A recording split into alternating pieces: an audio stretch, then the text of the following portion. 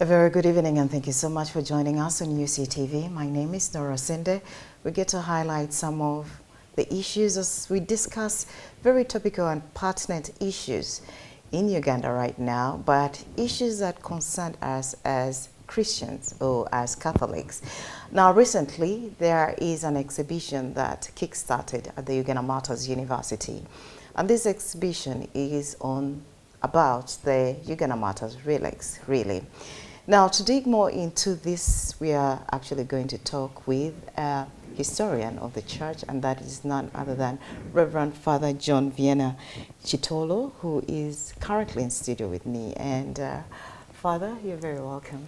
Thank you, Nora. Well, thank you so much for making time, and we are excited basically to hear about what this exhibition is all about, and just to dig into the relics of the Uganda Martyrs. Okay, thank you very much. And a good evening to all viewers of Uganda Catholic Television. I'm glad to be here to interact with Nora and you, our viewers, especially about this very important exhibition that is going on, and something bigger than the exhibition. Yes, surely. Yes. When you talk about something bigger than the exhibition, we can't talk about the relics of the Uganda Martyrs without exactly talking about the Uganda Martyrs themselves, really. Definitely. Yes, so why don't we start into that, the Uganda Martyrs? Just tell us a little bit about the significance of the Uganda Martyrs to the Catholic Church, not just to the Catholic Church in Uganda, but globally, world over. What does this mean? Okay, so now the martyrs are actually saints, because they're categories of saints, and martyrs form part of the categories of saints. Those who gave up their lives for the faith and for Christ. And particularly the Uganda martyrs, presently we have 24 Uganda martyrs. 22 who were martyred here in Uganda in the early days of the church, and then 2 blessed martyrs in northern Uganda, Jilo Irwa and Daudi Okello in Paimo. So the veneration of the martyrs is a long history in the church. And the Uganda martyrs are not the only martyrs that the church celebrates. But for us here in Uganda, they are very important because they are our own brothers, And they are important to us because when we talk about a holy life, living a holy life, a holy Christian life, right, and being or living a life of witness, testimony, witnessing to Christ, they are a huge example for us. They are saints who ate the same food that we eat. They are saints who lived in the same land where we are living. They are saints who received the faith in the same way that we're receiving it. So we identify more closely with them, even though we also venerate other saints of the church, but these ones particularly speak more to us because we trod the same paths that they trod. So they were an example to us, for us, that we can also be saints. We can live a holy life like they lived it. We can live a life of witness as they did in their times. Surely. Yes. Yes, surely. That is a very moving thing there. It's very interesting because it's not really, you don't feel like it's far-fetched. Yeah. You can relate to the names. You can relate to the places that they were born. Definitely. As you're walking, you're like, okay, so this is it. This is where they were martyred. And so it moves us in a profound way as Ugandans, in a sense.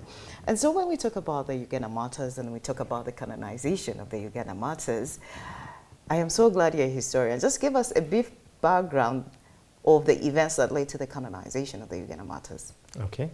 Of course, the very first event that leads to their canonization is their martyrdom. Yes. As you know. And the very first martyr, Uganda martyr, was Joseph Mukasabali Kudebe, who was martyred on the 15th of November, 1885. Actually, he's the one who opened up the journey of martyrdom. Then the bigger group was martyred on the 3rd of June, 1886. But of course, before that 3rd June, the others who were martyred before along the journey. We have yes, then Sebugwao, who opened up that big persecution when Kabaka Mwanga actually speared him, and then that sparked off the wrath of the king, and he began looking out for the Christians. And then after the huge Holocaust in Namugongo, then we have eventually later on in 1887, Ugana Maria Muzei, who was the last one in that series. So that's the first important moment, yes, their martyrdom. After they were martyred, then the process of their canonization, but first beatification, begins, and it was opened. Petitions were made to Rome, and then the process was opened. Now, before being canonized, they are first declared servants of God. Then later on, venerables. And then later on, they are beatified. Now, in the beatification, they are opened. Their kind of veneration is opened to the local church. So we can pray through the intercession here in the local church in Uganda. That took place in 1920. And then after the beatification, then we begin the journey of canonization, which actually took place in 1964, 18th of October. So that's the journey. Of course, in the journey, there are so many things that are involved. Yes. They constitute tribunals, they make inquiries, like to make sure that these people we are going to declare as saints are actually saints. Yes. They lived a holy life. They were actually killed for their faith. So it's quite a long process. Yes. Yeah. So now the canonization is like the peak, Yes, which actually leads us into this huge devotion to the martyrs that we have up to today. very nice, really, very nice. And now we talk about the relics, really. The relics of the Uganda martyrs. Why are they important in the Catholic tradition, particularly in relation to Uganda? Okay. So the relics are not only for the martyrs, because all saints have relics. Right. And relics are those remains, the physical material remains of the saint. Right. In this case, the martyrs. Now, the relics have got categories. We have the first class relics, which are the bodily remains of the saint. It could be his bone, his tooth, like whatever forms part of his body. Those are called first class relics. And then there is what we call the second class relics. Those are articles or things that were associated with the saint during his earthly life. For example, the clothes he put on, the shoes, the things he used, those things that he touched, that were associated with him in real life. Those are called second class relics. Then we have third class relics, and those are things that get in contact with the body of the saint, or actually, which get in contact with the first class relics after the death of the saint. So now, what we have that is being exhibited, and the relics that are going around the parishes of the archdiocese now are the first class relics. We need to get this clear. Yes. That when the martyrs were killed and the process of their canonization, beatification and canonization began, the relics that were found were preserved and kept. And then they were sent to Rome, and they were present on the day of their canonization in Rome. And after the canonization, some of those relics, first-class relics, were sent back to Uganda. They have been in our custody here for all these years. And then some other first-class relics and other second-class relics were left in the custody of the missionaries of Africa in Rome, and they have been kept there since then.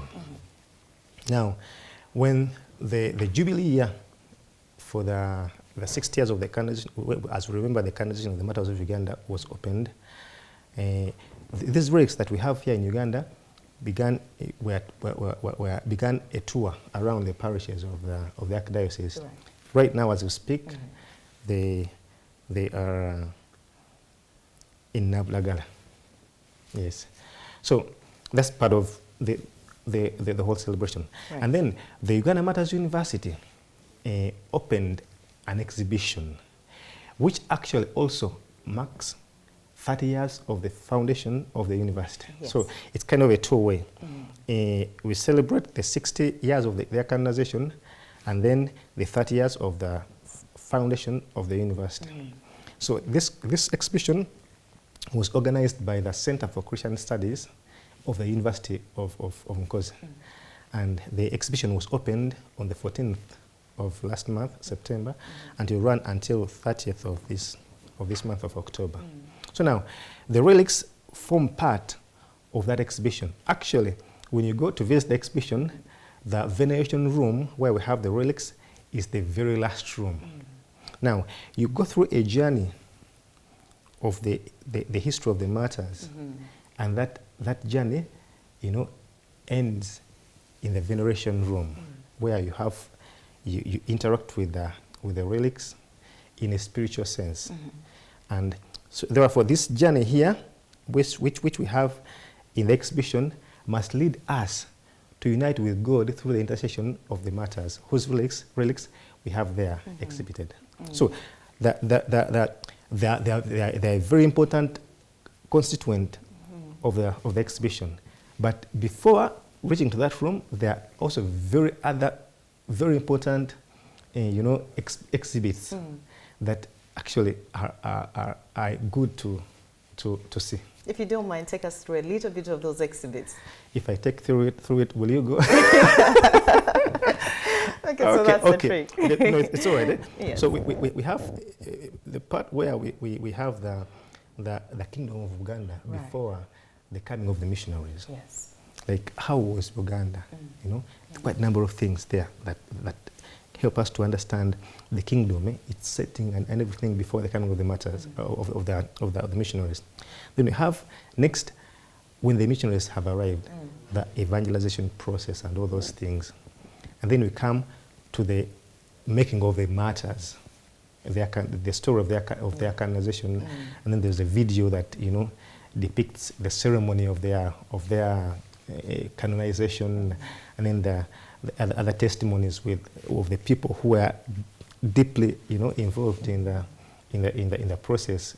The person who received the miracle, Evocato Kalima, is also part of the video. Quite a number of things, so beautiful. And then eventually you ushered into the veneration room. Very nice, really. Yeah. I see the significance of this exhibition, really, and I see the impact it can have on someone's faith and someone's devotion. Yeah. Is that some of the reason as to why this exhibition was actually set up? Definitely, definitely. Because, we have these matters, they are our matters. Well, they're for the entire church, but particularly Ugandans, we have a special connection with them. And there's so many people who actually don't know nothing about the matters. Right. And so, the exhibition helps in a way to take us into that story, because why would we have the relics? Why do we venerate the martyrs? There was a story behind. Right. And so it is that story that is being told in the exhibition. Yes. You hinted about the journey of the martyrs, the journey of the relics. Kindly go with us again a little bit, step by step, of how the relics actually left Uganda up to Rome? Okay, so as I said before, in the process of their beatification and canonization, Right. one of the steps is actually, getting the physical remains.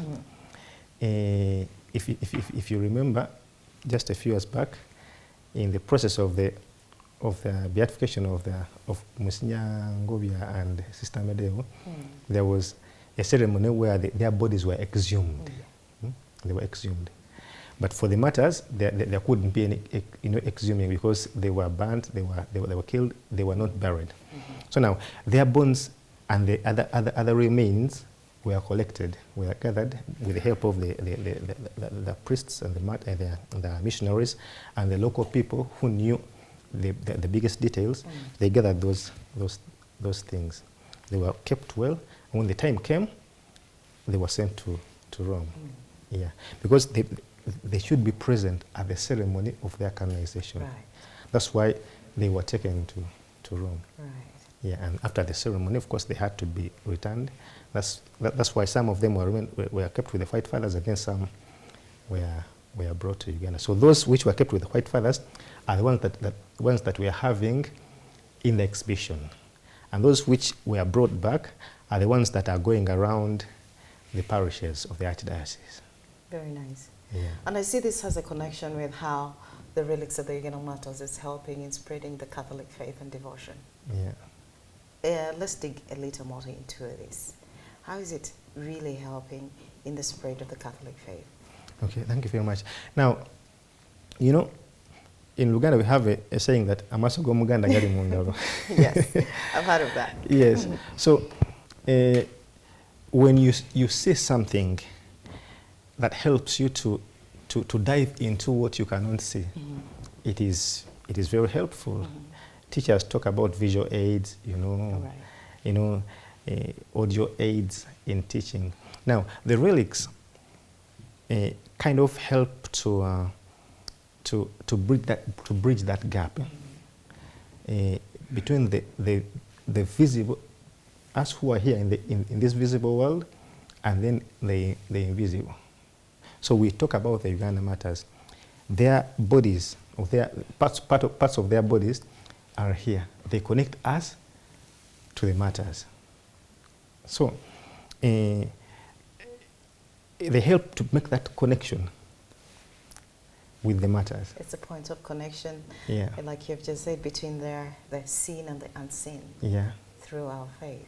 Yes. Very nice. So in a way, when someone gets goes before the relics, his heart is actually drawn to the martyrs as they intercede for that person to God. So our hearts in faith are drawn to God through the intercession of the martyrs, whose relics are visibly present here. Right. So there's that kind of Yes. physical connection that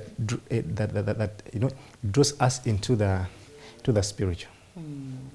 Yeah. Tell us about how this plays a role in the annual celebrations of the Uganda martyrs. How? How it plays a role in the annual celebrations. Okay.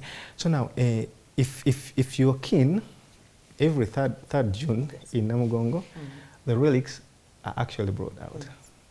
And normally, the diocese that has organized finds a way of, sometimes they bring them in a boat, sometimes they carry them in the procession, So because they are an important constituent of that moment, that we celebrate the martyrs, but we have physically them present in the relics. It actually makes it a little more special. Yeah. Yes. Definitely. You're actually celebrating the Uganda martyrs, and then you have the relics. Amidi says, it is a very profound spiritual, encounter in that sense, and you really have to be, very in tune with what is happening. It is a very nice thing, and the Uganda martyrs relics play a very important role in our spirit, in our devotion, in our faith. The other question that I really want to ask is that, are there blessings that are involved with encountering the relics? Some people may actually have that question at the back of their head. Okay, so now we need to get this right. Yes. Because oftentimes they criticize us Catholics that we worship images and all those things. And, but there is a difference between worship or adoration and veneration. Right. So now, worship and adoration is only for God. That's why we only make gestures of worship and adoration to the Blessed Sacrament. The Blessed Sacrament, because that is Jesus present, is God. For anything that relates with the saints, the Blessed Virgin Mary, our patron saints, the martyrs, and everything to do with that, we venerate them. It's kind of, giving honor and respect to these important religious articles that help us to connect with God. So, going before the relics and praying before the relics actually has got a lot of spiritual benefits. Right. In a way that you're connected to God through the intercession of the martyrs, whose relics we have here visibly present. So people receive graces and benefits from them. One of the most profound and visible benefit that we have is the miracle that was received through Levocato Kalema. Oh, yes. Because the story that he tells is that a novena was made before the relics, and then the young boy began to recover. Yes. Not that the relics have performed the miracle, but because God has performed the miracle through the intercession of the martyrs whose relics are there present. Exactly. So that kind of spiritual connection is what helps us to receive benefits from God through the intercession of the martyrs. Very nice, really. Yeah. Very well said and very well explained. I just want to also understand if there are efforts that have been made in regard of making an effort for other Christian denominations to appreciate the Uganda martyrs' relics. Okay, well, now that is a little bit complicated. Yes. In a way that it's not only about, going to visit the relics. It goes deeper to the level of doctrine. Yes. Because some other Christian denominations don't believe in the saints, for example. And others may believe in the saints, but up to a given level. Yes. And so it may not be so easy. Yes. To bring them on board. They may come on board, but not to the degree or level that we Catholics, of faith. Yes, especially the level of faith and theological understanding. Yes. Yeah. Yes. So we interact with other Christian denominations, and at the level of dialogue, and but there are some things that are so deep that may not so easily where we may not so much connect. But of course we live our faith, and then our faith and life is a testimony that speaks out to our brothers. I like that. Yeah, I really like in that. a given way. Yes. Yeah. When our life becomes a testimony. Yeah. And so you don't have to really say much, but our actions exhume whatever is being done in our life by God, which is really nice. Now that we've talked about the different denomination and that interaction in that regard, what about the relics being taken to other countries? I remember you explained that to me a little bit earlier on off camera, but you could just hint on it a bit with some people who may also want to understand that. Now, what we would call tour Yes. of the relics that is going on presently in Kampala, in the diocese, is for this particular jubilee year. And I think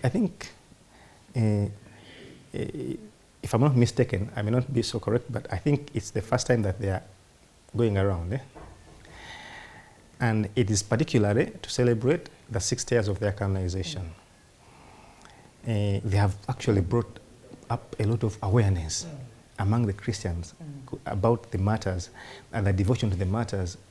You know, when you go to a parish where they have been taken, you see how people, you know, how people connect with the matters, how people yearn to know and learn more about the matters. The priests and other lay people who accompany the relics to go and you know, teach about the matters, Yes. you know, give a lot of information about the matters that actually helps the people to know them more and to get more devoted to them. Now, I've never heard of any tour that the relics have made in other countries, Yes.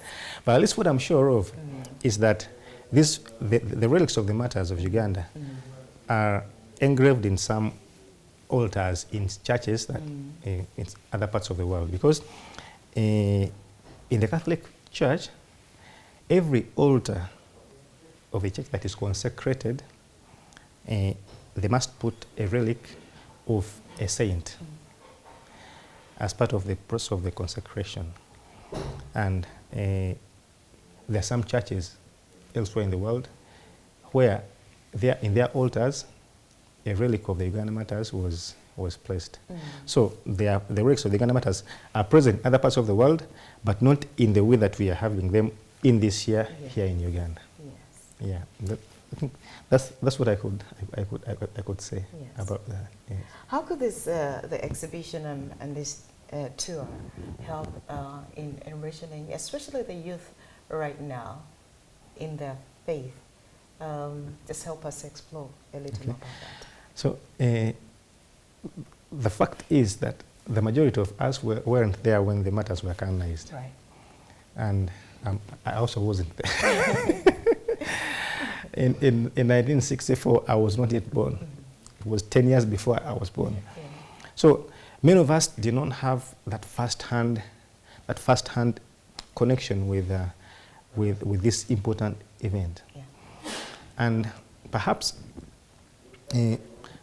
awareness about the story of the martyrs and their significance to us as Christians and Catholics here in Uganda may not have reached, you know, so deep into the hearts of the young people, of the youths. But now, with this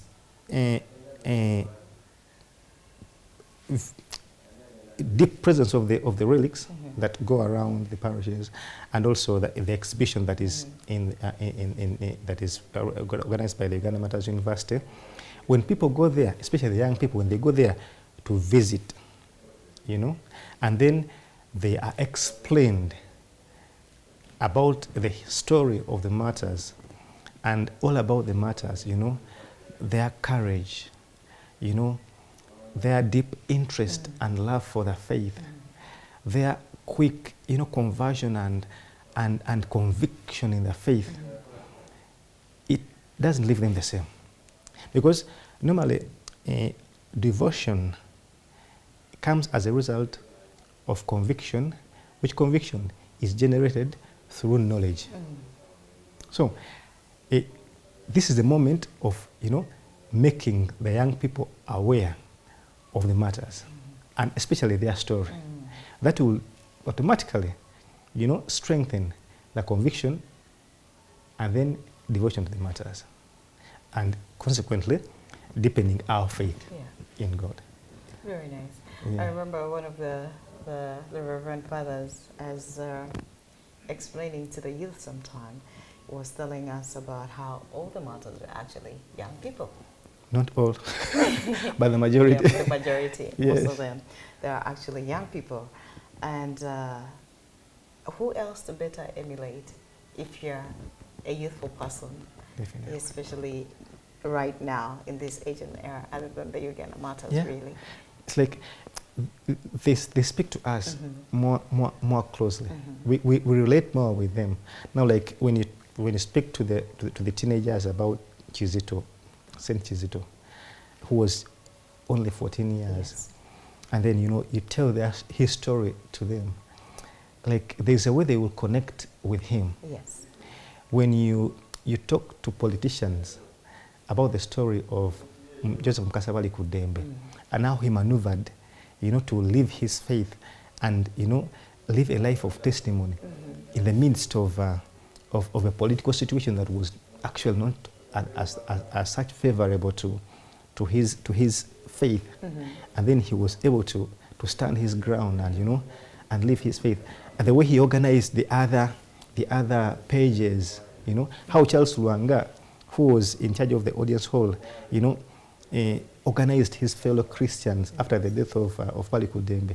The way they rallied around him and in that intense moment of the persecution, like it speaks to the leaders, the politicians, the Catholic leaders, When you talk about their story, when the missionaries left Uganda and went south of the Lake Victoria, and the church remained without priests for 3 years, how the martyrs played a pivotal role in organizing the Christian communities, and by the time the missionaries came back, the church was very strong, much stronger than they left it. They had baptized so many other Christians.